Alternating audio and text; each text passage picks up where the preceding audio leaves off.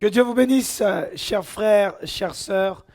Je vous salue tous au nom de Jésus-Christ de Nazareth en ce mercredi 2 avril 2025 où nous nous retrouvons encore une fois par la grâce de Dieu pour notre cours de l'école des appelés.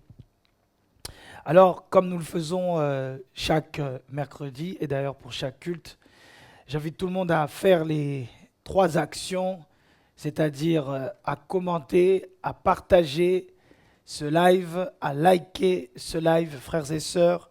Je t'invite, bien-aimé, à prendre ton téléphone, à prendre ta tablette ou que sais-je, à liker, à commenter ce live afin qu'il soit proposé à un grand nombre de personnes, c'est les algorithmes, mais en même temps aussi à prendre le lien du live, à partager dans ta story WhatsApp, Snap, sur Facebook, sur Instagram, sur TikTok, je ne sais pas si j'oublie encore d'autres réseaux sociaux, mais vous l'avez compris, l'idée est que nous soyons un maximum à recevoir le cours d'aujourd'hui, qui j'en suis sûr sera bénissant pour chacun d'entre nous, et que chacun d'entre nous également puisse recevoir quelque chose de la part du Seigneur. Fais-le, frères et sœurs, je t'encourage à partager autour de toi. Quelqu'un, comme j'ai l'habitude de vous le dire, quelqu'un doit entendre parler du message de ce soir. Quelqu'un doit être édifié par le cours de l'école des appelés de ce soir. Alors, bien-aimés, partage-le partout, et que Dieu vous bénisse, vous tous qui êtes en train de le partager. Nous allons passer, comme d'habitude, par la grâce de Dieu, quelques minutes dans la prière afin de recommander nos âmes, nos esprits entre les mains du Seigneur et que le Saint-Esprit soit le véritable enseignant. Que chacun dispose son cœur, peu importe où tu es, dans les transports, dans ta maison, que tu sois, frères et sœurs, dans ta voiture, mais j'invite à chacun d'entre nous à se disposer pour que le cours de ce soir, malgré la distance, mais que tu sois connecté, concentré, et que tu reçoives quelque chose de la part du Seigneur.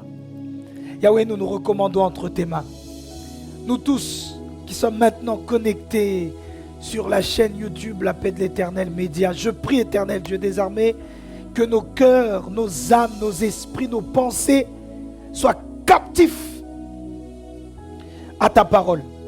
Cher Saint-Esprit, sois le véritable enseignant, afin que tout ce qui sera dit, tout ce qui sera fait, puisse convenir à l'édification, à l'avancement d'un chacun d'entre nous. Père, nous ne sommes que des hommes, oui, nous sommes limités. Nous pouvons oublier, nous pouvons nous déconcentrer, nous égarer, parfois même au niveau mental, émotionnel ou que sais-je. Mais je prie, Seigneur Dieu Tout-Puissant, que par ton Esprit Saint, chacun d'entre nous soit connecté au son de ta voix ce soir.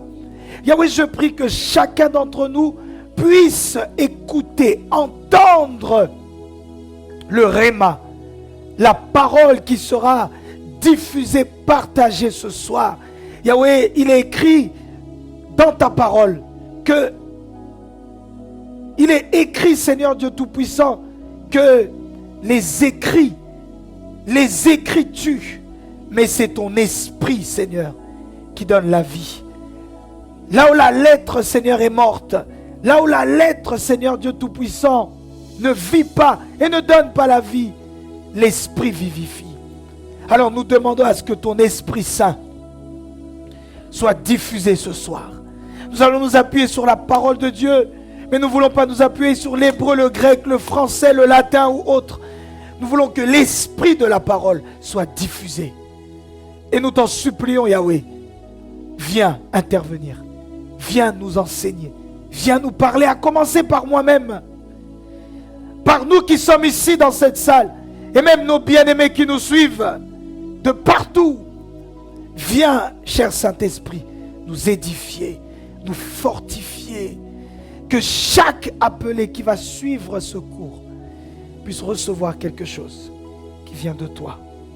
J'en suis convaincu, tu peux le faire et tu l'accomplis encore ce soir. Au nom suprême de Jésus-Christ de Nazareth, nous fermons toutes les portes de la distraction. Nous fermons, Yahweh, toutes les portes de l'égarement. Nous fermons toutes les portes, qu'elles soient au niveau physique, mental ou spirituel, toutes les portes qui vont nous faire sortir de ta présence. Au nom de Jésus-Christ de Nazareth. Mais nous voulons être concis, affermis, solidement dans ta parole. Afin, Seigneur Dieu Tout-Puissant, que nous puissions croître. Nous puissions nous enraciner, croître et porter du fruit, comme le dit ta parole, des fruits dignes de la repentance, dignes de la justice. Merci Yahweh, parce que ce temps est encore une fois soumis à ta gloire. Au nom de Jésus-Christ. Amen. Amen, amen, amen, amen. À chacun d'entre nous, même à distance, vous pouvez acclamer très fort l'Éternel depuis ta maison, depuis ta chambre, depuis ta salle à manger, ton salon, même dans les transports, que chacun d'entre nous célèbre l'Éternel dans sa voiture, sur ton lieu de travail peut-être pour ceux qui y sont encore ou qui y sont déjà. Encore une fois, bien-aimés, que Dieu vous bénisse. Bienvenue à ce cours de l'école des appelés en ce mercredi 2 avril 2025 où Dieu va nous faire du bien. J'en suis convaincu. Nous continuons, frères et sœurs, le second chapitre qui s'intitule « Ce qui permet à l'appelé de tenir ferme ». J'ai pu expliquer, mes bien-aimés, qu'en tant qu'appelés, nous vivrons, et je vais commencer par là encore aujourd'hui, des épreuves.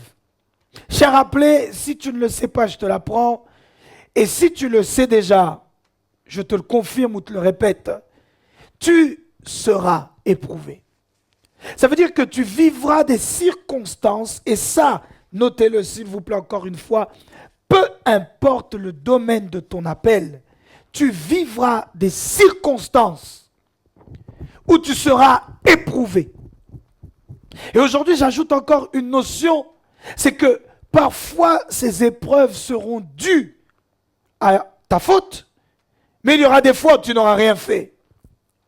Mais même ne faisant rien, Dieu permettra que tu sois éprouvé. Je veux qu'un appelé m'écoute, je veux qu'un appelé me prête ses oreilles. Cher appelé, les épreuves sont des épisodes qui sont normaux dans la série de ta vie. C'est normal d'être secoué. C'est normal de manquer d'argent. C'est normal de manquer de soutien. C'est normal de vivre plusieurs échecs. C'est normal, tiens, on n'en parle pas assez souvent. C'est normal de vivre le doute. Est-ce que j'ai pris la bonne voie? Est-ce que je me suis engagé sur le bon chemin? Est-ce que j'ai bien fait de dire non? Est-ce que j'ai bien fait de dire oui? Est-ce que j'ai bien fait de m'associer à telle ou telle personne? Mes amis, c'est normal. Et c'est ça que j'ai appelé le lot des épreuves, de l'appeler. Et j'en suis convaincu, c'est guidé par l'Esprit, inspiré par le Saint-Esprit, que nous abordons ce deuxième chapitre.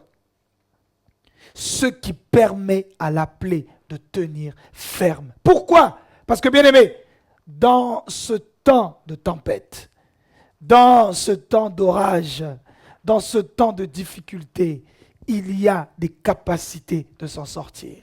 Et tout en enseignant, je prophétise sur ta vie, tu t'en sortiras. Tu t'en sortiras, bien-aimé. Tu sortiras la tête haute de ce lot d'épreuves.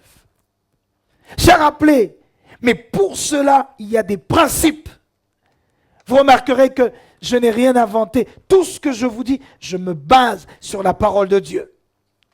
Premier chapitre, sous-chapitre du moins qu'on a évoqué, la considération.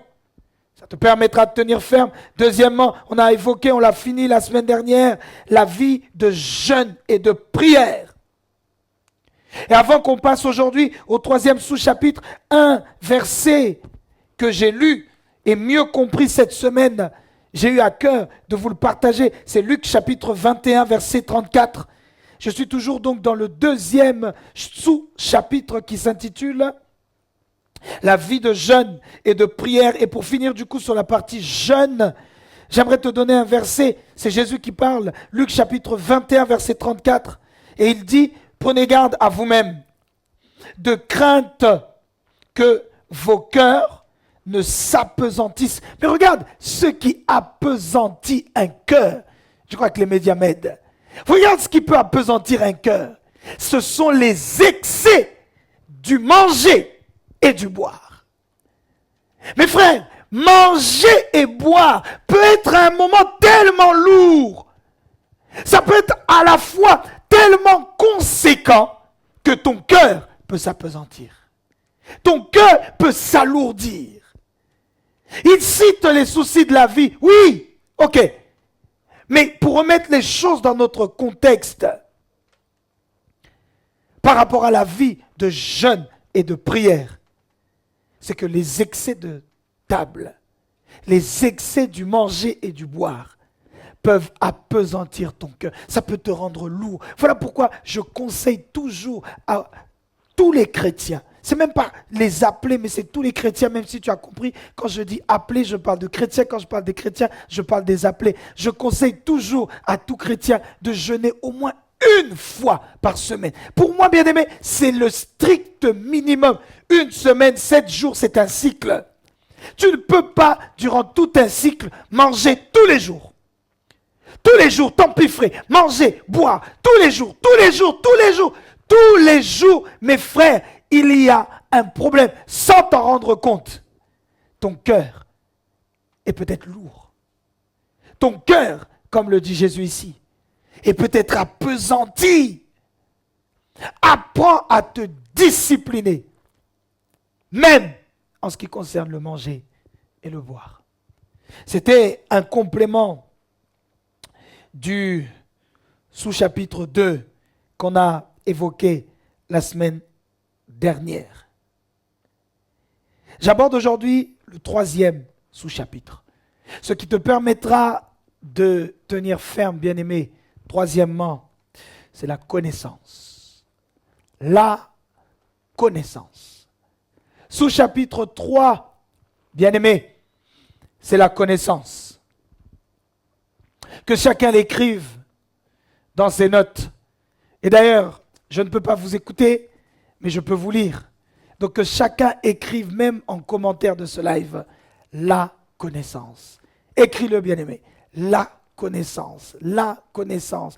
Que chaque appelé l'écrive depuis son smartphone, depuis sa tablette.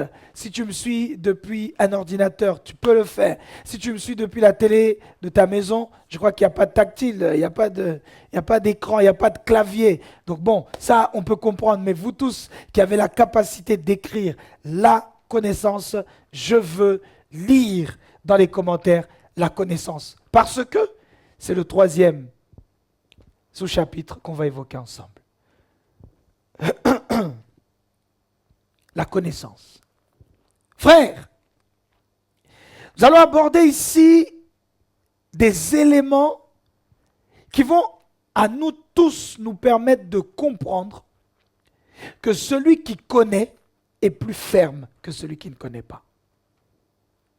Et peut-être que je le dirai encore tout à l'heure, mais j'aimerais que chacun d'entre nous comprenne que celui qui a la maîtrise, celui qui a la connaissance, a toujours un temps d'avance sur les autres. Celui, mes frères et sœurs, qui a les bonnes informations est toujours mieux équipé que celui qui ne les a pas.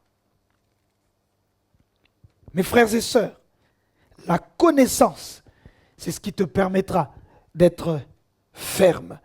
Et pendant que je suis en train de donner ce cours, je prie et je déclare au nom de Jésus qu'à partir de maintenant, tu ne seras pas qu'un appelé, tu seras aussi un connaisseur. Je le répète, dans ton domaine, dans ton couloir, là où Dieu t'a appelé, dans le domaine qui est le tien, voire les domaines qui sont les tiens, dans les dons et les grâces que Dieu a distillées en toi, tu seras aussi un connaisseur au nom de Jésus-Christ de Nazareth. Mes amis, la connaissance est importante. Pourquoi? Note ces éléments. Déjà, la connaissance te permettra d'être ferme dans la foi. Pourquoi je commence par là? J'aime vous le dire, mes amis, que tout ce que nous vivons, tout ce que nous vivons comme épreuve n'a qu'un seul but: ébranler notre foi. Tout ce que tu vas vivre, bien-aimé, n'aura qu'un seul but: remettre en cause tes convictions. Faire que ce en quoi tu croyais fermement hier, finalement tu n'y crois plus. Tu croyais en ton pasteur, finalement tu n'y crois plus. Tu croyais en ton projet, finalement tu n'y crois plus. Mais par-dessus tout, j'aimerais recadrer encore une fois mon propos. La connaissance est là pour t'affermir dans ta foi. Parce que tout ce que nous vivons comme combat, je résume et je vais droit au but, est là pour ébranler ta foi. De quelle foi je parle? Ta foi en Dieu. Est-ce que vraiment Dieu existe? Si Dieu existe, pourquoi il permet telle situation dans ma vie? Si ce projet vient de Dieu, pourquoi l'Éternel permet ça dans ma vie? Remettre les choses en question. Tous les combats, je répète encore une fois, par lesquels tu passes, n'ont qu'un seul objectif: ébranler ta foi. Regarde ce que nous dit 1 Corinthiens chapitre 16, verset 13. 1 Corinthiens 16, 13. La Bible dit: veillez et demeurez ferme dans la foi. Soyez des hommes, fortifiez-vous. J'aimerais répéter ce tronçon du verset. Demeurez ferme, ferme, bien-aimé, dans la foi. Ferme dans ce à quoi tu crois. Tu dois de manière obligatoire fournir les efforts. Et j'insiste là-dessus, bien-aimé. Pourquoi? Parce que le but des épreuves par lesquelles tu passes, c'est de toucher à ta foi. Ta foi en Dieu, tu as compris. Ta foi en Christ. Le fait que le zèle que tu as, tu ne l'es plus. Tu servais Dieu. Je sers, mais avant, je méditais, j'aimais Dieu. Mais maintenant, je suis pris dans plusieurs choses. Mes frères et sœurs, tout ce par quoi tu passes, je répète, a pour objectif de toucher à ta foi. Que tu commences à peser maintenant ta foi. Ce qui pour toi, avant, était une évidence, que maintenant tu commences à le peser, à le balancer. Oh, je le déclare au nom de Jésus. À travers l'onction qu'il y a dans ce cours, au nom suprême de Jésus-Christ de Nazareth, maintenant, tu dois t'affermir dans la foi, tu deviens plus fort dans la foi, tu deviens plus ferme dans la foi, tu deviens plus constant dans ta foi. Tu l'entends, tu es d'accord, tu me donnes un plus fort amen que ça. Demeurez ferme dans la foi. Jésus-Christ dira, bien-aimé, que quand le Fils de l'homme viendra, trouvera-t-il encore la foi? La Bible dit, bien-aimé, que quand le Fils de l'homme viendra, ce qu'il va chercher, ce n'est pas des chants, ce n'est pas des prédications. Ce que le Fils de l'homme cherchera, ce n'est pas le zèle et l'enthousiasme. Je le dis tout le temps, bien-aimé, nous chrétiens évangéliques, charismatiques, pentecôtistes, nous sommes forts dans le zèle, nous sommes forts dans les émotions, mais nous sommes faibles dans la fermeté. Pourquoi? Parce que nous ne sommes pas friands de l'enseignement. Nous sommes bons publics aux émotions. La transpiration, ça on aime ça. Les cris, ça on aime ça. La ferveur, ça on aime ça. Mais bien aimé, est-ce que nous sommes édifiés? Est-ce que nous nous battons? Tiens, c'est mieux dit comme ça. Est-ce que nous nous battons pour être de plus en plus fermes? Et j'aimerais aller plus loin dans mon propos en disant, on doit se battre effectivement parce que, mes frères et sœurs, chaque jour, lorsque nous nous levons, c'est une bataille.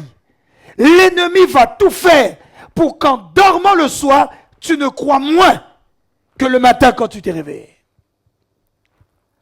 L'ennemi va tout faire pour que tu sois plus faible, moins ferme dans ta foi que la veille. Alors tu dois te battre. Tu dois chercher à mûrir.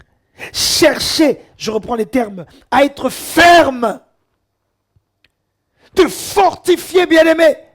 Tout faire pour que ta foi ne soit pas fébrile. Et pour cela, c'est ce que j'étais en train de vous dire. La connaissance est la clé. C'est la connaissance, mes frères, qui vous permettra, dans votre appel, de ne pas trembler. Tu sauras et tu comprendras quoi faire. Tu sauras et tu comprendras comment te comporter. Je crois qu'avant la fin de l'année, par la grâce de Dieu, cette année, vous avez compris, scolaire, universitaire, à l'école des appelés, j'aborderai un chapitre qui s'intitule « Comment être un chrétien au milieu des païens ». Le titre sera quelque chose comme ça. « Comment être un appelé au milieu des païens ». Parce que, bien aimé, dans ta société, dans ton entourage, tu auras toujours des païens. Si ce n'est pas un collègue, c'est ton patron. Si ce n'est pas ton patron, c'est ton bailleur. Si ce n'est pas ton bailleur, c'est un de tes employés. Tu auras toujours, bien aimé, un fournisseur, un vendeur, un acheteur païen. Comment faire? Comment se comporter? Mais tu vois, j'aborde ce chapitre déjà maintenant en disant, c'est la connaissance. C'est la connaissance, mes frères. Et tiens, il est important que chacun d'entre nous comprenne que c'est la connaissance, bien-aimée, qui vous permettra d'être ferme dans votre appel. Éphésiens chapitre 4, verset 14. La Bible dit, « Ainsi, nous ne serons plus des petits enfants, ballottés et emportés par tout vent de doctrine, par la ruse des hommes et leur habileté dans les manœuvres d'égarement. » Éphésiens 4, verset 14. Parce que, bien aimé, parole du Seigneur, le diable travaille activement à nous égarer. à faire que sur le chemin de ta destinée, tu perds la vision. À faire que, à cause des épreuves, tu oublies ce à quoi ce à quoi Dieu t'a appelé. J'aime la version d'Émie. Elle finit en disant, par les tromperies des hommes et par leur ruse, les moyens de séduction. Ça, c'est la stratégie du diable, nous séduire. Les manœuvres qu'il utilise pour nous égarer, dit ma version, et la version d'Émie dit les moyens de séduction. Comment ne pas s'égarer? Comment ne pas tomber dans la séduction? C'est en ayant la connaissance. La connaissance. C'est en ayant la connaissance. Je suis toujours en train de m'introduire. Deuxième chose que j'aime dire sur la connaissance, que je veux vous dire sur la connaissance, bien aimé, c'est ce verset qu'on connaît tous, où Jésus dit, Jean chapitre 8, verset 32, « Vous connaîtrez la vérité, et la vérité vous affranchira. » Vous connaîtrez la vérité, et la vérité vous affranchira. Jean chapitre 8, verset 32. Bien-aimé, habituellement, comme un bon prédicateur, on peut plus s'arrêter sur vérité. Parce que nous, par la foi, nous comprenons que la vérité n'est pas une vertu, mais la vérité est un homme. Christ dira, je suis le chemin, la vérité et la vie. Gloire à Dieu. Mais aujourd'hui, le verbe qui m'intéresse, c'est connaître. La connaissance, bien-aimé, de la vérité te rendra libre. Mais ce n'est pas l'écoute de la connaissance. Ce n'est pas flirter avec la connaissance, c'est la connaître. Et dans le mot connaître, bien-aimé, ce qui m'intéresse, c'est qu'il y a un savoir à acquérir. Il y a une matière à avoir. Je vous l'ai dit au début, celui qui connaît et celui qui ne connaît pas, ils sont toujours différents. Tu dois connaître, bien-aimé. Dans ton appel, tu dois connaître, tu dois acquérir des connaissances. C'est ce qui te permettra, dans les moments difficiles, dans les moments de tempête, c'est ce qui te permettra de tenir ferme. Et encore une fois, je le déclare et le prophétise. Tu seras un appelé désormais, mais un appelé connaisseur. Une appelée qui connaît. Toi qui dis et écris Amen, reçois cette parole au nom de Jésus. Premier domaine dans lequel je veux parler de la connaissance, cher appelé. 1. La connaissance de Dieu. Mes amis, qu'est-ce que j'entends par la connaissance de Dieu? Écrivez en commentaire, s'il vous plaît. 1. La connaissance de Dieu. Toutes celles et ceux qui peuvent l'écrire, écrivez-le. Je ne peux pas vous entendre, mais au moins, je peux vous lire. Que tout le monde écrive 1. La connaissance de Dieu.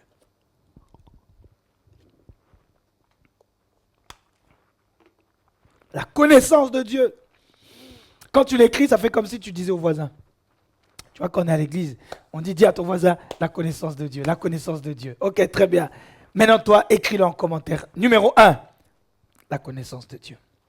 Frère, qu'est-ce que j'entends par la connaissance de Dieu? C'est que, n'oubliez pas que je disais il y a quelques minutes, l'ennemi va te séduire, va vouloir t'égarer en ce qui concerne ta foi. Ça veut dire te faire remettre en question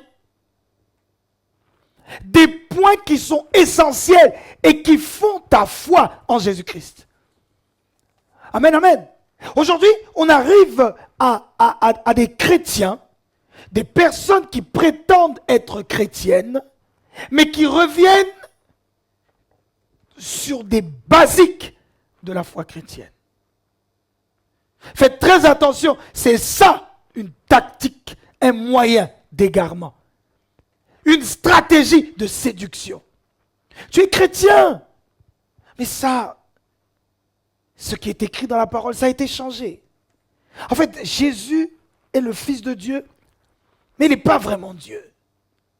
Quand on regarde dans les faits, il y a ceci, il y a cela. Frère, à partir du moment où nous remettons en question la seigneurie de Jésus, nous touchons, si vous me permettez l'expression, à l'intouchable. Mais maintenant, ce sur quoi j'aimerais travailler avec toi quelques minutes, c'est que tu dois être capable de t'expliquer et d'expliquer aussi autour de toi pourquoi Jésus est Seigneur.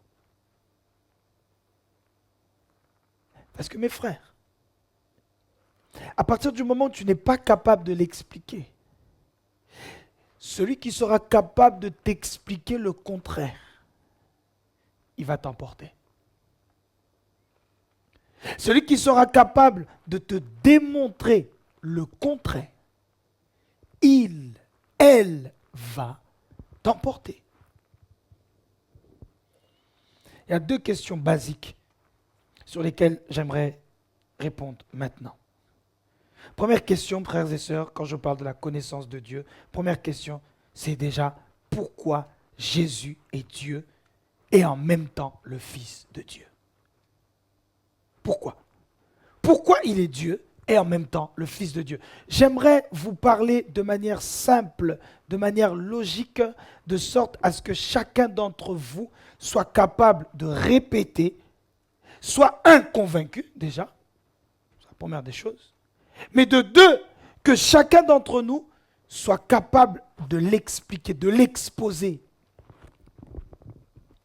Mes amis, pourquoi Jésus est Dieu et le Fils de Dieu? Déjà, quand je pose la question, j'affirme déjà quelque chose.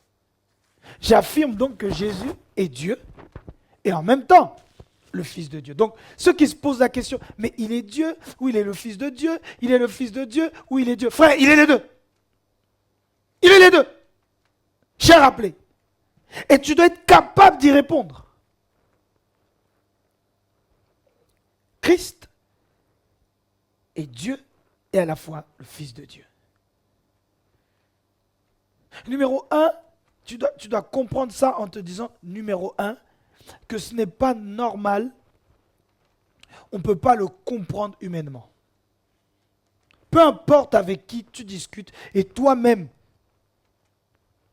en toi-même, tu dois te dire, ce n'est pas quelque chose de normal, ce n'est pas quelque chose d'humain, ce n'est pas quelque chose qu'on peut expliquer comme 1 + 1 = 2.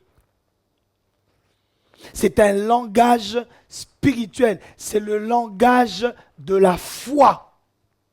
Christ a vraiment vécu sur la terre comme un homme, mais Dieu est son Père. Et en même temps, il est Dieu. Bibliquement, Genèse chapitre 1, parce qu'il faut défendre sa foi. Genèse chapitre 1, verset 26. La Bible dit, puis Dieu dit, Genèse 1, 26, faisons l'homme à notre image et à notre ressemblance. Faisons. Amy, tu m'as mis ça trop haut, je ne suis pas assez grand moi. Faisons. Tu vois? Faisons, c'est nous. Faisons, c'est la première personne du pluriel. Et ce nous est confirmé encore, ça c'est à ma taille, avec notre ressemblance, notre image. J'ai rappelé, c'est à toi que je parle. Donc, tu dois être déjà capable de dire que quand Dieu, ça veut dire seul, puis Dieu seul, dit faisons notre image, notre ressemblance, ça veut dire que finalement, c'est Dieu qui a parlé. Mais Dieu n'était pas seul. Commence déjà par là. Simple. On est dans Genèse. Ça veut dire le début, mais Genèse 1, ça veut dire le début du début. Explique-toi à toi-même et explique aussi à tes contemporains que par la révélation et par la foi, nous comprenons que lorsque Dieu a dit faisons, il y avait Dieu le Père qui parla, il y avait Dieu le Saint-Esprit, mais il y avait aussi Dieu le Fils. Qui est Dieu le Fils? C'est Jésus. Simple, c'est du français, c'est de la grammaire. Et tu rajoutes une dose de révélation. Genèse 1, 26, faisons notre image, notre ressemblant. Ça veut dire que c'est Dieu qui parlait, mais il y avait Dieu le Père, Dieu le Fils et Dieu le Saint-Esprit. Tu viens confirmer cette parole avec Matthieu chapitre 28, verset 19. Matthieu chapitre 28, verset 19. Confirme cette parole, frères et sœurs, pour attester et prouver que Christ est le Fils de Dieu, mais qu'il est Dieu à la fois. C'est Jésus cette fois-ci lui-même, en tant qu'homme, qui parle et qui dit, allez et faites-le toutes les nations des disciples en les baptisant au nom du Père, du Fils et du Saint-Esprit. Vous conviendrez avec moi que le Père est une personne, le Fils est une personne, le Saint-Esprit est une troisième personne. Mais bizarrement, dans toutes les Bibles du monde, dans toutes les langues du monde, je vais même plus loin, dans toutes les versions du monde, on parle bien du Père, du Fils et du Saint-Esprit, mais à chaque fois, au nom est écrit au singulier. Jamais au pluriel. Donc vous conviendrez, mes amis, que normalement, qui dit le Père, une personne, le Fils, une autre personne, et le Saint-Esprit, une autre personne, on devrait avoir au et non au pluriel. Si finalement c'est au singulier, ça veut dire que le Père, le Fils et le Saint-Esprit ne sont pas trois, mais ils ne sont qu'une seule personne. Tu vois là, bien-aimé, à part si tu aimes les débats, ou tes contemporains aiment les débats, mais je répète, c'est du français. Et chacun est censé comprendre la logique. Qu'en fait, Christ n'est pas seulement le Fils de Dieu, Christ n'est pas seulement Dieu, mais il est les deux. C'est des choses que j'ai déjà dites, c'est pour ça que j'avance rapidement. Mais que chacun d'entre nous doit être capable de le dire. Et tu parles à ton interlocuteur en disant, mais même toi, tu as un esprit. Il va te dire, ah bon? Mais oui, tu as un esprit. Ce qui fait que parfois, tu sens les choses. Tu sens que tu ne dois pas sortir. Tu lui dis, il t'arrive parfois de faire des rêves, n'est-ce pas? Et que ce que tu vois, ça s'accomplit. Il t'arrive parfois d'entendre des voix, n'est-ce pas? Ah oui, oui, c'est vrai, ça m'arrive. Mais ça, c'est pas quelqu'un d'autre, c'est toi-même. Et ça, c'est ton esprit. Le plus incrédule est obligé de comprendre. Tu lui dis, mais tu as une âme aussi. Ah bon? Une âme? C'est quoi mon âme? Mais tu as un cœur. Tu as une mémoire. Tu as des sentiments. Tu as une intelligence. Tu as des souvenirs. Tout ça, c'est ton âme. Ah, ok. Tu as un corps. Si je te pince, tu dis aïe. Oui, c'est vrai. Tu as chaud, tu as froid. Oui, c'est vrai. Donc tu as un esprit. Tu as une âme. Tu as un corps. Mais est-ce que pour autant tu es trois personnes? Ben non, ça reste moi. Eh bien oui. Eh bien c'est pareil. Dieu aussi a trois personnalités. Dieu aussi a trois facettes. Tiens, pour rendre les choses encore plus simples. Et pourtant, il est la même personne. Et là, je répète, à part si c'est le plus grand incrédule, à part si c'est quelqu'un qui est buté ou autre, mais toute personne, un minimum normal et réfléchi, comprend cela. Et ce que je veux dire par là, mes amis, c'est quoi? C'est que même toi, la connaissance de Dieu te permettra d'être ferme. Il y a peut-être quelqu'un qui, durant les quelques minutes où j'ai parlé de ça, s'est dit, oh ben évangéliste, on le sait. Frère, on le sait. Gloire à Dieu. Beaucoup ont dit, on le sait comme toi. Beaucoup. Beaucoup l'ont prêché même comme moi peut-être. Mais la vie étant remplie d'épreuves, à un moment, les convictions d'hier ont été les rejets. À un moment, ce en quoi ils croyaient ferme, c'était les premiers opposants en disant, finalement non. Finalement non. Se laissant séduire. Deuxième question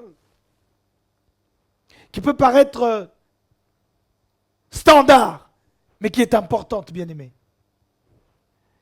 Pourquoi Jésus est Seigneur? Pourquoi? Je ne vais même pas faire de comparaison avec d'autres courants religieux, mais il y a tellement de dire à ce sujet. Mais pourquoi en fait? En fait, là, cette question pour moi, elle est extrêmement importante parce que cette question vient t'éprouver sur le pourquoi tu as choisi Jésus. Voilà. Pourquoi Jésus et pas un autre? Actes, chapitre 4, verset 10. Il y a beaucoup, bien aimé, il y a beaucoup de choses à dire. Il y a beaucoup de versets. Mais j'ai essayé de prendre celui qui est le plus court et le plus simple à comprendre. Actes chapitre 4, verset 10, la Bible dit, sachez-le bien, vous tous, le peuple d'Israël, et que tout le peuple d'Israël le sache, c'est par Jésus-Christ de Nazareth que vous avez crucifié, que vous avez été, crucifié, et que Dieu a ressuscité des morts. C'est par lui que cet homme se présente en pleine santé devant vous. Nous sautons volontairement et nous allons au 12.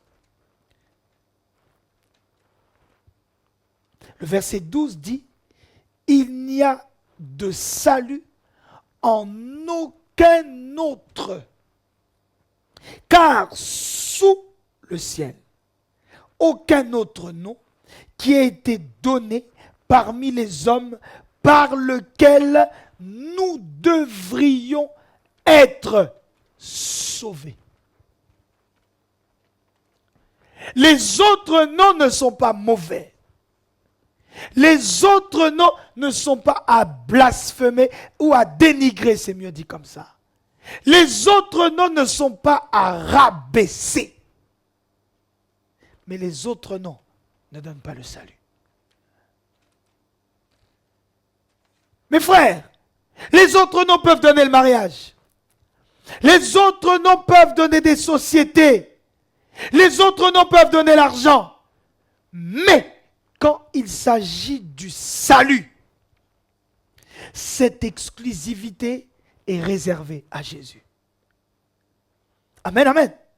Et c'est ça, mes frères, qui nous permet de dire haut et fort, Jésus-Christ est le seul Seigneur, le seul Sauveur, parce qu'il est le seul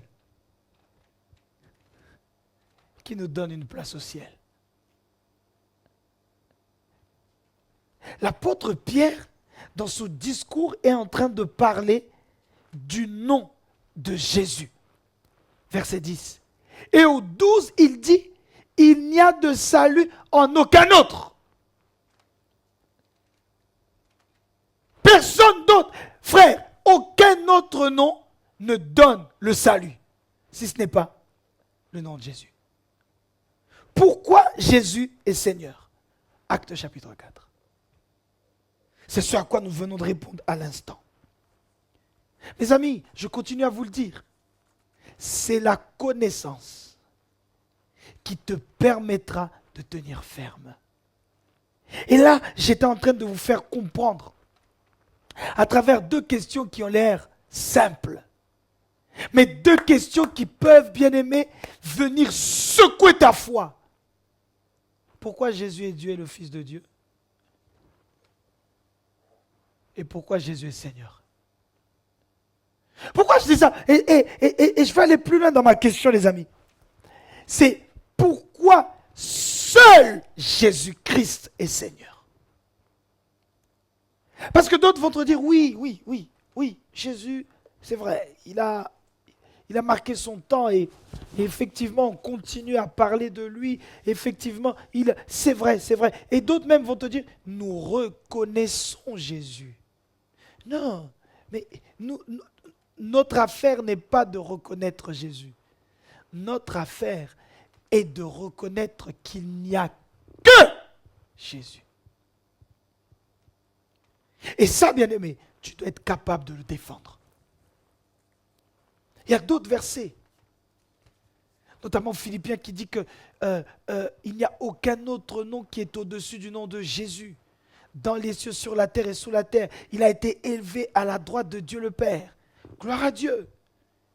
Mais celui-ci nous montre encore clairement, bien-aimé, que il n'y a que Jésus qui sauve.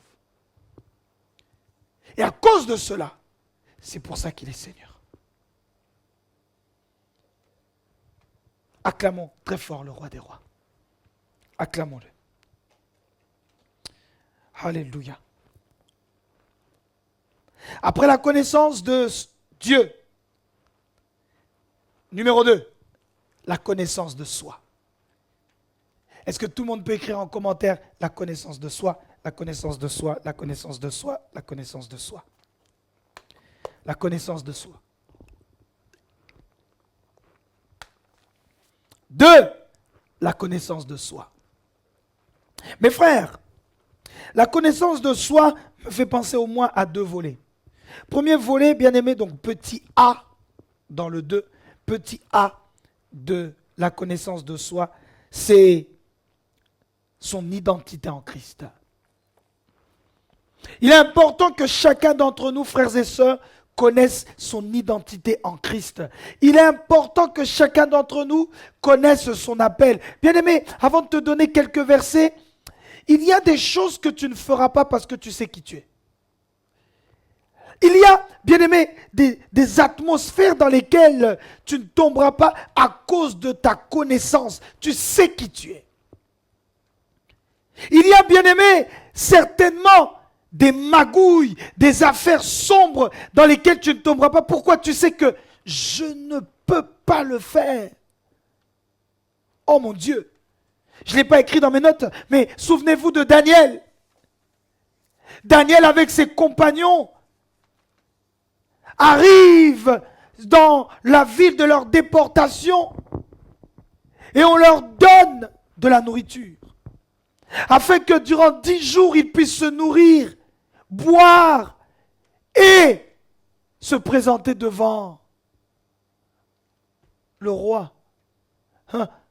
Mais la Bible nous fait comprendre que parce que Daniel et ses compagnons savaient qui ils étaient, ils ont refusé de manger.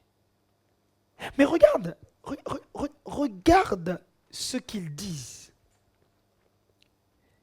Ce n'est pas juste une nourriture, mais regarde la raison qu'ils évoquent en refusant de manger. Regarde, bien-aimé, ce qu'ils disent au roi. Ils expliquent le pourquoi ils ne veulent pas manger. Daniel, chapitre 1.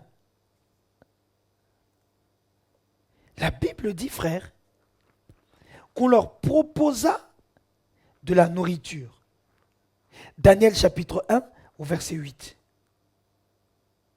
Daniel prit la ferme décision, on revient toujours sur le même contexte de la fermeté. Daniel prit la ferme décision de ne pas se souiller en consommant les plats servis à la table du roi et le vin de ses banquets. Il demanda alors au chef des eunuques de ne pas l'obliger à se souiller. Parole du Seigneur. Mes frères, j'ai envie humainement de poser la question à Daniel. Daniel, quel est le rapport entre manger et se souiller? Regarde la connaissance de soi jusqu'où ça amène une personne. Celui qui se connaît, frères et sœurs, va se discipliner. Là où les autres voient un repas. En plus, la Bible dit, je viens de le dire à l'instant, c'est une nourriture que l'on propose, que l'on sert à la table du roi. Vous pouvez donc imaginer la qualité de cette nourriture. Vous pouvez donc imaginer la qualité de ce vin. Mais avant l'heure, Daniel avait compris que tout ce qui brille n'est pas de l'or. Avant l'heure, Daniel avait compris que tout est bon, mais tout n'est pas utile. Avant l'heure, Daniel et ses compagnons avaient compris qu'une chose peut être bonne pour tout le monde. Mais moi, avec la connaissance que j'ai de moi-même, de l'alliance que j'ai avec Dieu, de mon identité en Dieu, ce n'est pas un plat, c'est de la souillure. Amen, amen. Mes amis, la connaissance de ton identité en Christ, la connaissance de ton appel. Quand je parle de la connaissance de soi, petit a, c'est cela. La connaissance de ton appel, de ton identité en Christ. Mes amis, il y a des choses sur lesquelles tu ne tomberas pas. Comment tu peux tenir ferme? C'est en faisant tout pour acquérir la connaissance de toi.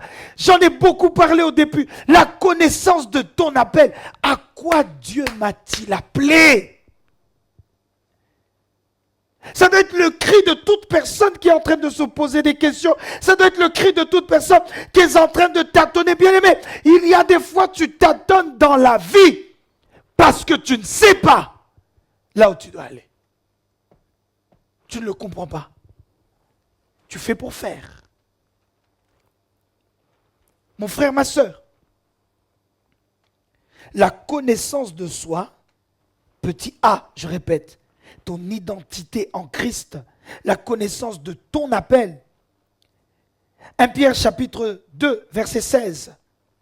1 Pierre, je répète, chapitre 2, verset 16. La Bible dit, comportez-vous en homme libre, sans faire de la liberté un voile qui couvre la méchanceté, mais en agissant au contraire comme des serviteurs de Dieu. Parole du Seigneur. Comportez-vous en homme libre. Bien-aimé, Christ est venu nous libérer. Christ, bien-aimé, est la clé qui nous permet d'ouvrir la prison de nos vies, la prison de nos générations, la prison du siècle présent. Ça veut dire que ce qui fait que les hommes sont addicts, toi, tu peux sortir de cela. Tu peux sortir de la malédiction. Tu peux sortir, bien-aimé, d'une dépression. Tu peux sortir d'une tristesse profonde. Tu peux sortir de là. Mais pour ça, tu dois avoir la connaissance de toi-même. Tu dois avoir la connaissance de toi. Et c'est ce que Pierre dit. Comportez-vous en homme libre. En d'autres termes, ne vous comportez pas comme des prisonniers. Je suis obligé d'être triste. Je suis obligé de tomber dans ça. Je suis obligé de... Regardez parfois, dans le cadre de notre appel, comment nous nous comportons. Je suis obligé de me compromettre. On n'a pas le choix. On est obligé de tolérer. Si on ne tolère pas, mais après je vais perdre ça. Je vais perdre un marché. Je vais perdre les âmes. Je vais perdre la confiance. Donc, je suis obligé de tolérer. Tout ça, bien aimé, la cause, c'est une méconnaissance de toi-même. C'est une mauvaise connaissance de qui tu es. Il veut pas. Et s'il me dit non, ben comme il me dit non, si je lui dis non, pardon, il va partir. Et comme il va partir, le client, je suis obligé de lui mentir, de lui faire des fausses factures. Je suis obligé je suis obligé. Pour avoir ce marché, je suis obligé de le corrompre. Bien-aimé, est-ce que tu te connais? Est-ce que tu connais ton appel? comportez-vous en homme libre. Comportez-vous en homme libre. Galates chapitre 5, verset 5. J'avance. Galates chapitre 5, verset 1, pardon. C'est pour la liberté que Christ nous a affranchis. Je répète, c'est pour la liberté que Christ nous a affranchis. Quand, bien-aimé, tu as la connaissance de ton identité en Christ, tu comprends que rien ni personne, bien-aimé, ne peut te contraindre. Rien ni personne ne peut t'obliger. J'aimerais qu'un appel à partir d'aujourd'hui arrête de dire « je n'ai pas le choix, je suis obligé, je n'ai pas d'autre solution, je n'ai pas ceci ». Bien-aimé, que rien ni personne ne t'oblige à faire quelque chose, surtout en ce qui concerne le péché. Surtout, bien-aimés, tenons donc ferme, dit Paul, dans cette liberté. Oh mon Dieu. Et ne vous placez pas de nouveau. La version de Joe Cole dit, ne vous laissez pas mettre de nouveau sous le joug de la servitude. Sous la contrainte d'un esclavage, dit ma version. Ne laissez pas qu'à un moment, bien-aimé, tu es libre en Jésus, mais à cause d'un manque de fermeté, tu es reparti dans l'esclavage. Tu es reparti, bien-aimé, dans la servitude. Tu dois refuser cela, cher appelé. Tu dois le refuser de manière catégorique. Est-ce qu'il y a quelqu'un qui entend le son de ma voix? Et comment parler de la liberté sans dire Jean chapitre 8 verset 36. Christ dit, si donc le Fils vous a affranchi, vous serez réellement libre. Si le Fils vous a affranchi, dit la version des médias, vous serez réellement libre.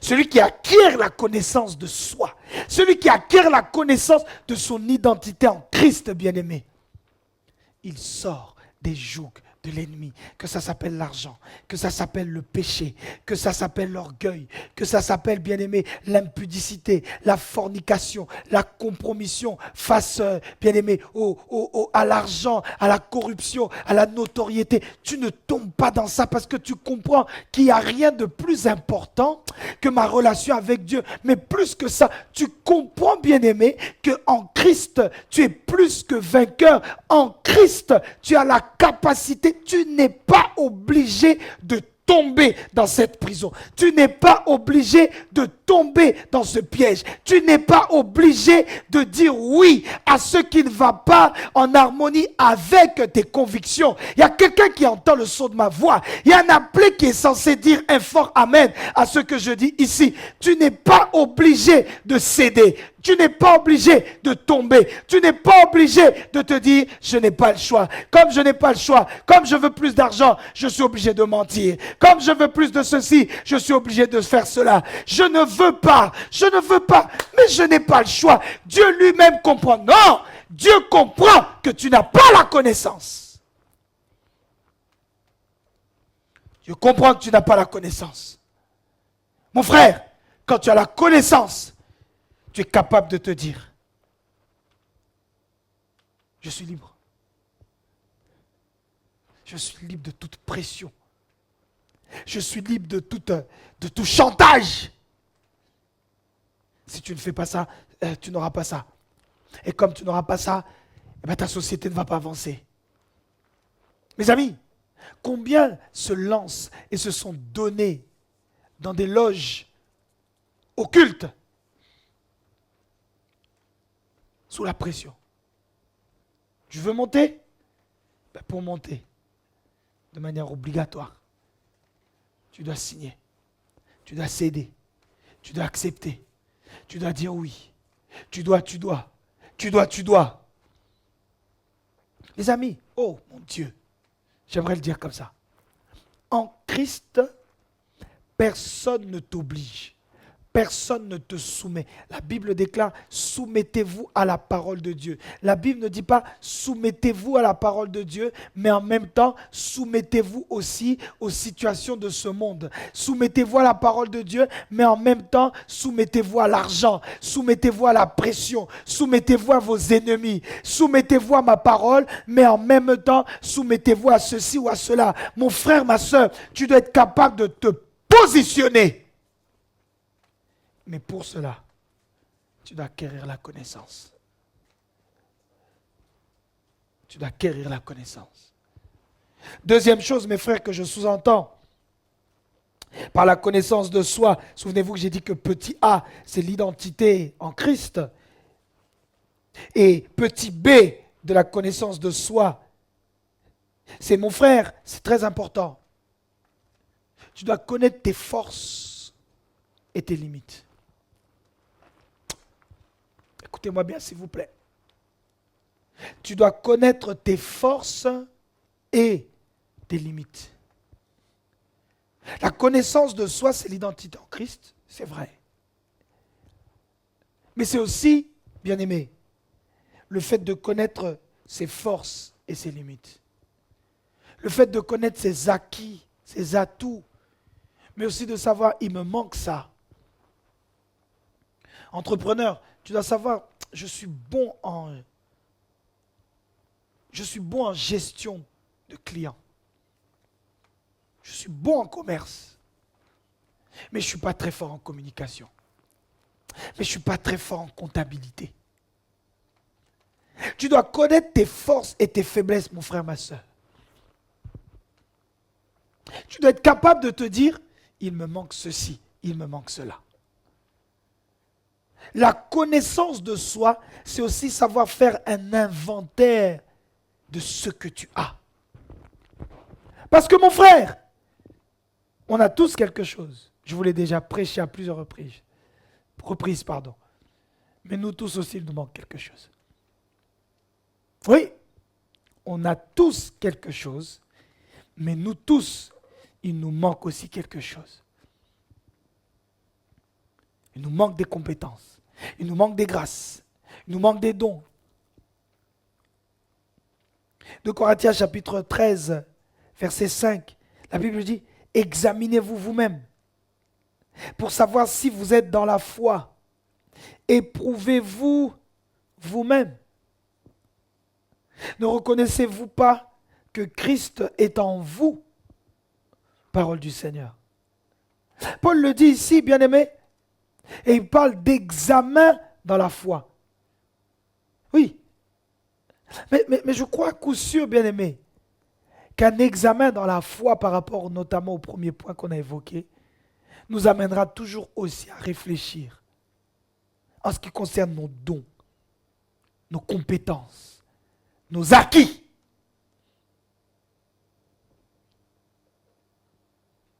Je sais démarcher les clients.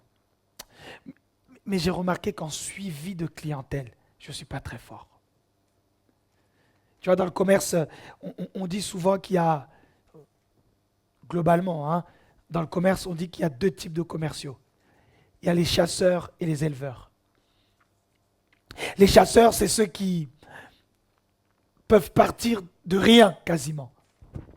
Un portefeuille où il y a quasiment 0 client. Tu lui dis, voilà, tu dois vendre, je dis une bêtise, tu dois vendre des photocopieuses. Mais toi, ton territoire, c'est toute l'Île-de-France. Et dans toute l'Île-de-France, nous n'avons 0 client. C'est quelqu'un qui n'a pas peur d'envoyer des mails. C'est quelqu'un qui n'a pas peur de prendre son téléphone. Donc on lui dise non, c'est quelqu'un comme ça. Mais en commerce, encore une fois, on dit qu'il y a un deuxième type de commerciaux. Ce sont les éleveurs. Qu'est-ce qu'un éleveur? C'est quelqu'un qui récupère un portefeuille de clients existants, mais qui, comme son nom l'indique, doit les élever, doit vendre encore. Il y en a qui ne sont pas forts dans ça, dans la chasse, mais ils sont forts dans l'élevage. Vous avez compris que ce n'est qu'un exemple. Mais tout ça pour dire que chacun doit savoir où est-ce que je suis fort et où est-ce que j'ai des manques. Où est-ce que je dois progresser? Bien-aimé, tu dois savoir et comprendre. Est-ce que tu es quelqu'un de patient? Est-ce que tu es quelqu'un qui est capable de patienter, d'écouter quelqu'un durant des heures, sans te fatiguer? Tu dois être capable de savoir, est-ce que tu arrives à maîtriser ta colère? Tu dois être capable de savoir, est-ce que tu es persévérant? Tout appelé bien-aimé doit comprendre ses forces et ses limites. Tout appelé, mon frère, ma soeur, doit s'examiner pour comprendre, est-ce que je peux résister face à ce type de pression ou pas? Mes amis, je vous ai dit que la connaissance est ce qui te permettra de tenir ferme. Et le fait, bien-aimé, que tu comprennes que tu es limité dans tel ou tel domaine, ça te permettra de ne pas t'engager quelque part que tu ne pourras pas assumer. Je te donne un exemple. Tu sais que tu ne maîtrises pas la pression. Voilà, tu as déjà eu des expériences où tu as vu que tu ne maîtrises absolument pas la pression. Eh bien, bien aimé, à ce niveau-là, tu es entrepreneur par exemple, tu dois être capable d'intégrer le fait que ne supportant pas la pression, il y a peut-être des marchés que tu ne pourras pas assumer. Tu es dans le marketing, on te demande de gérer une opération marketing pour l'ouverture, je donne un exemple encore une fois, d'un kebab. Un kebab, on te dit voilà, on a un budget de je sais pas moi, 2000 €, fais-nous une action marketing sur ça. Peut-être que ça, tu y arriveras. Mais peut-être que si demain Coca-Cola vient te voir, qui te disent à l'approche de l'Euro 2026, c'est l'Euro en 2026, c'est la Coupe du Monde. Merci. À l'approche de la Coupe du Monde 2026, fais-nous une opération marketing au niveau de la France, au niveau de l'Europe. Bien aimé, là on ne parlera pas en milliers d'euros. On parlera minimum en centaines de milliers d'euros. Pour le kebab, le rayonnement, la zone de chalandise, comme on dit, la caisse de résonance, c'est la ville, c'est le département. Allez, pour vraiment les plus forts. La zone de chalandise et le rayonnement, c'est la région, mais pas plus. Mais lorsqu'on parle de Coca-Cola, mon frère, ma soeur, on parle automatiquement au niveau mondial. Je vous ai dit, le budget n'est pas le même, le rayonnement n'est pas le même. Les attentes aussi ne seront pas les mêmes. Il y a ce qu'on appelle des SLA. Les SLA, si je dois parler de manière standard et franciser tout ça, ce sont des indicateurs qu'on attendra de toi. Tu as des objectifs que tu devras atteindre. On te donnera des deadlines. Et puis tu imagines que pour ça, tu imagines, la Coupe du Monde c'est dans 1 an, mais on t'en parle déjà aujourd'hui. Tu dois certainement communiquer en anglais. Tu vois donc, en fait, on parle du même métier, de la même mission, mais comme le rayonnement, l'impact n'est pas censé être le même, les attentes aussi sont différentes. Et tu vois, c'est là que quand tu te connais, tu es capable de te dire, ça a l'air intéressant. Effectivement, ça l'est, mais ce n'est pas taille pour moi. Il m'est déjà arrivé dans la société dans laquelle je travaille qu'on voit un marché qui est intéressant, qui est juteux, mais qu'on se dise, c'est trop gros pour nous. On n'a pas la trésorerie pour ça. Tu vois, j'entre pas dans des cours de business ou de management, mais il y a aussi une question de finance. Et pour ça, bien-aimé, tu dois acquérir la connaissance de toi-même, notamment en ce qui concerne tes forces et tes limites. La connaissance, je ne vais pas trop traîner là-dessus, la connaissance de ton caractère. Tu dois connaître ton caractère, mon frère, ma soeur. Tu dois savoir jusqu'où tu peux aller. Mes amis, je reprends mon exemple d'un patron de société. Diriger une société où tu es seul n'est pas la même chose que diriger une société où vous êtes 20, qui n'est encore pas la même chose de diriger une société où vous êtes 700.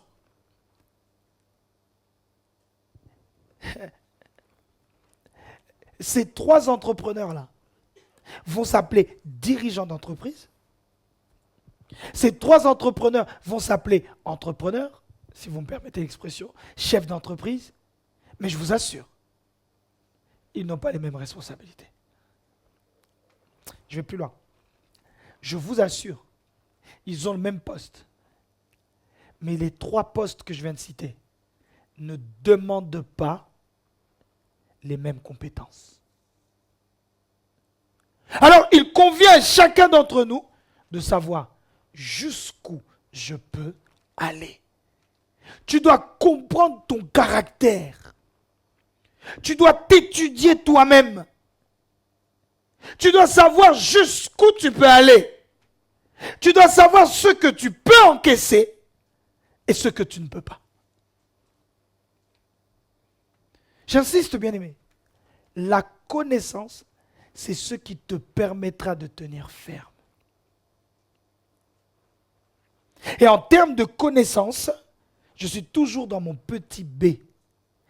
Les forces et les limites, ton caractère. Tu dois connaître ton caractère. Tu veux recruter quelqu'un, j'insiste encore une fois. Tu veux recruter quelqu'un, mais tu vois déjà que au deuxième entretien, ça fait la deuxième fois qu'il vient en retard. Tu vois déjà que le comportement de la personne n'est pas bon. Frère, même si tu es en besoin, mais lorsque tu sais que la personne a traversé des lignes rouges, je dis une bêtise, pour toi, tu ne tolères pas le retard, 2 fois la personne est en retard.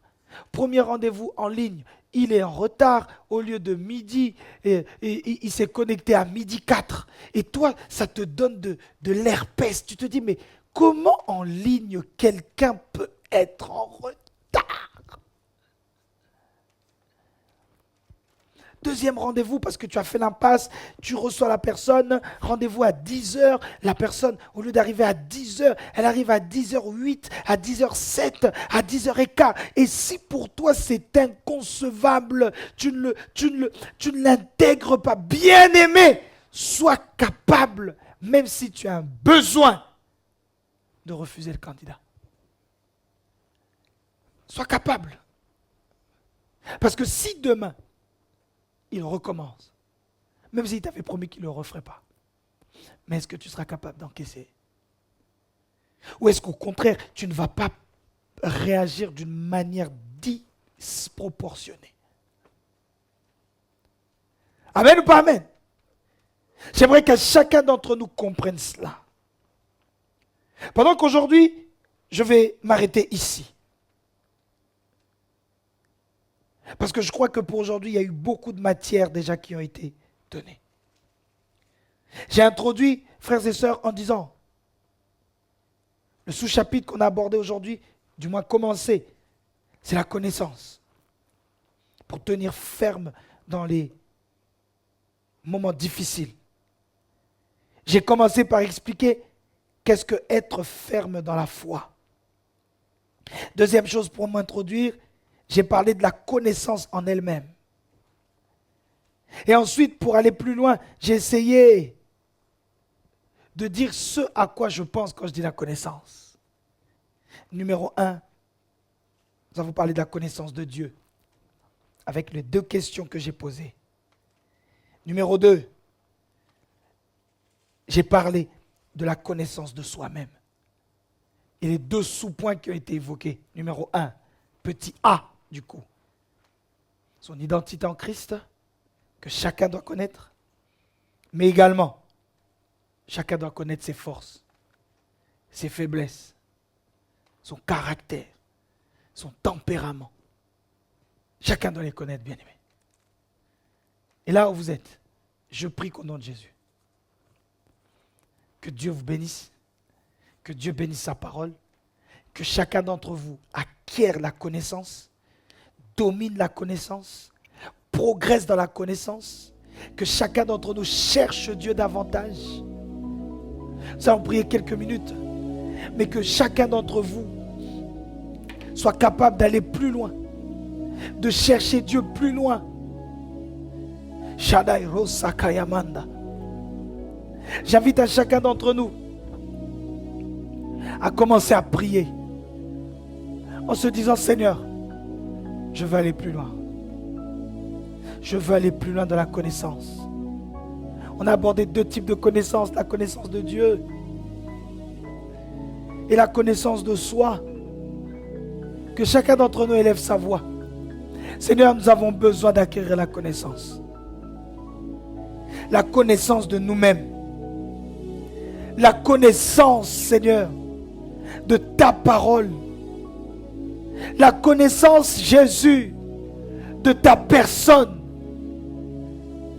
Aide-nous par ton Esprit Saint à tenir ferme, Yahweh,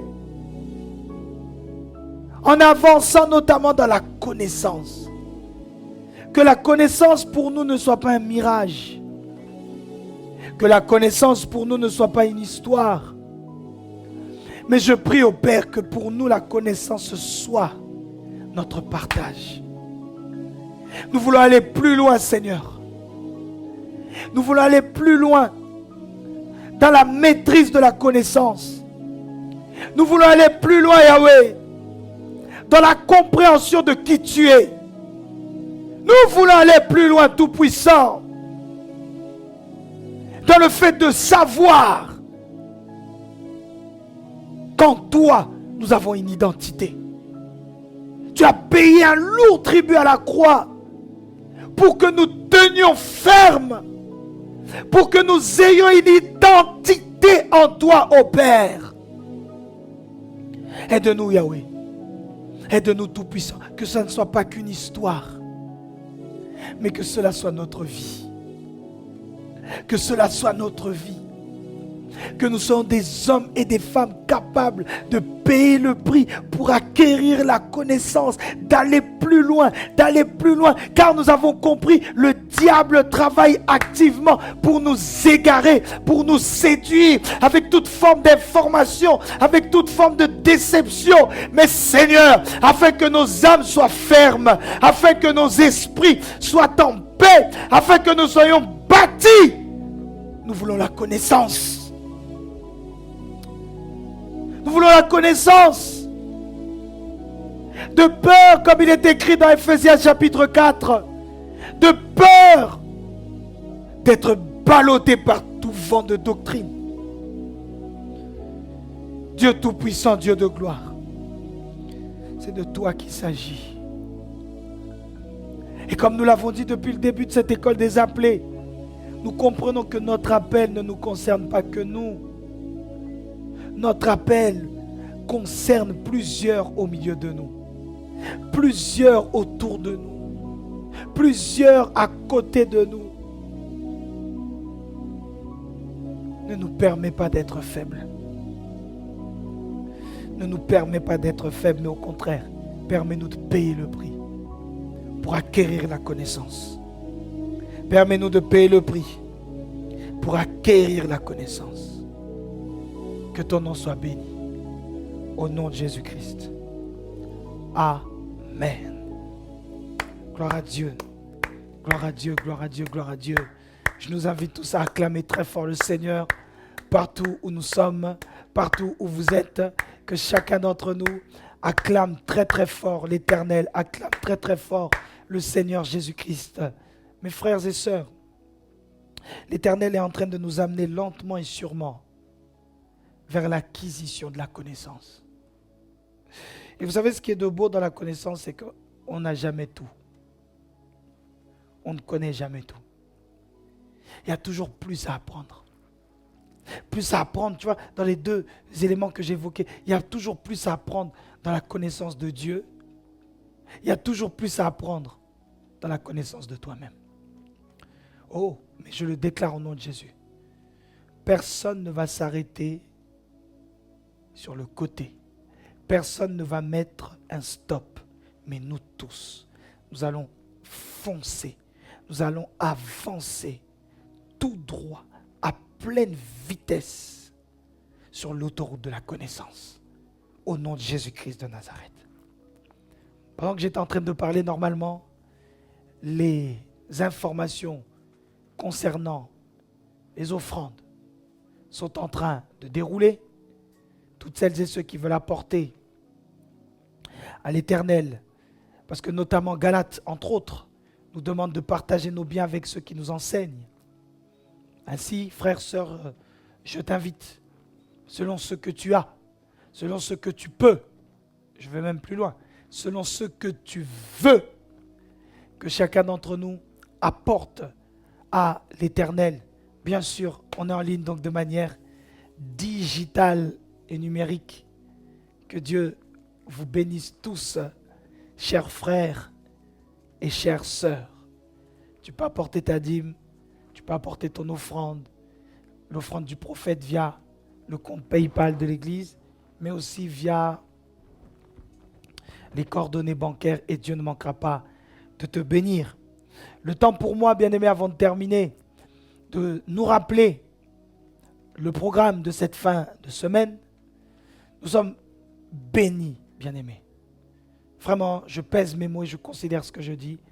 Nous sommes bénis de recevoir en cette fin de semaine un homme que Dieu a oint. Un homme qui continue jusqu'aujourd'hui d'ailleurs, et ce depuis plus de 30 ans, à sillonner le monde pour prêcher l'évangile. Je vous l'ai dit et vous l'avez vu certainement dans la vidéo des annonces. Bien-aimés, il y a des hommes que Dieu a mandatés sur la terre pour être des relais. En d'autres termes, il y a des hommes que Dieu a mandatés sur la terre pour être des dispensateurs de grâce, des sources de bénédiction. Il y a des personnes, bien-aimées, par lesquelles Dieu passe pour bénir les hommes. J'aimerais vous dire la vérité. Dieu ne descendra plus sur la terre. Non. Dieu ne viendra pas sur la terre, bien-aimé, pour se manifester. Dieu se manifeste à travers des hommes qu'il a oints, qu'il a mis à part. Et nous recevons par la grâce l'un d'entre eux. L'évangéliste Kiziamina, bien-aimé, un homme oint, un homme merveilleux. Nous serons avec lui demain jeudi, après-demain vendredi, jeudi et vendredi, comme c'est écrit sur les flyers, nous avons culte de 19h30 à 21h30. Ici même, cette fois-ci, c'est en présentiel. Donc j'invite tout le monde à être présent. Samedi, nous nous reposons. Et dimanche, nous sommes ici pour un culte unique à partir de 10h. Mon frère, ma sœur, ne manque pas ces 3 jours. 3 jours de séminaire spécial. 3 jours de transfert de manteau. Parce que, bien aimé, les grâces se transmettent. Alléluia. Et j'aimerais vous dire, quand un homme de Dieu de sa trempe, de sa carrure, passe quelque part, lui, il partira, mais son esprit reste. Il partira, son onction reste. Alors, venons, bien-aimés, acquérir les grâces, les dons, les talents que Dieu a déposés dans la vie de son serviteur. Dès demain, avant 19h, soyons là, pour qu'à 19h30, 00, nous démarrons le culte. Demain comme vendredi. Amenons les malades, amenons ceux qui souffrent. Par ses mains, des morts sont ressuscités, bien-aimés. Par ses mains, Des paralytiques ont marché par les mains de l'homme de Dieu. Il y a des kystes et d'autres maladies qui ont disparu. Alors bien-aimés, amenons les malades. Jésus les guérira. Et dimanche, j'insiste là-dessus, nous aurons un seul culte à partir de 10 heures.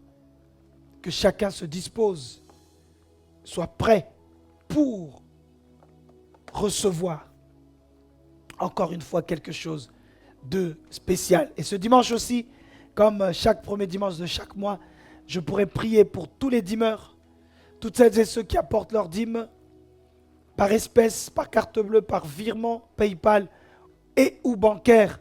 Je prierai pour vous, alors je prie à tout le monde. Ne perdons pas cette habitude parce que c'est pour la comptabilité de l'église, ça nous aide. Même si tu l'as fait par virement, bien-aimé, tu prends un bout de papier, tu écris le montant du virement que tu as fait et tu le mets à l'intérieur d'une enveloppe.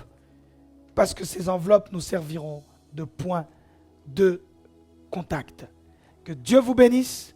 Je vous donne rendez-vous dès demain avant 19h30. Je serai là moi-même par la grâce de Dieu en présentiel pour nos 3 jours de séminaire. Je vais prier, Seigneur, que ta grâce entoure, environne chacun d'entre nous. Merci pour ce culte numérique, mais un culte oint, un culte béni, un culte de connaissance que tu nous as permis de vivre. Je prie que ta main et ta grâce reposent sur un chacun d'entre nous. Fais de nous, Seigneur, des connaisseurs, des connaisseuses. Yahweh, ce séminaire qui commence à partir de demain, je le remets entre tes mains. Que le peuple vienne nombreux pour vivre et expérimenter la main de Dieu au milieu de nous. Au nom de Jésus. Amen. Je vous dis à demain. Que Dieu vous bénisse, bien-aimés. Partage l'information partout. Je vous dis à demain. Soyez bénis.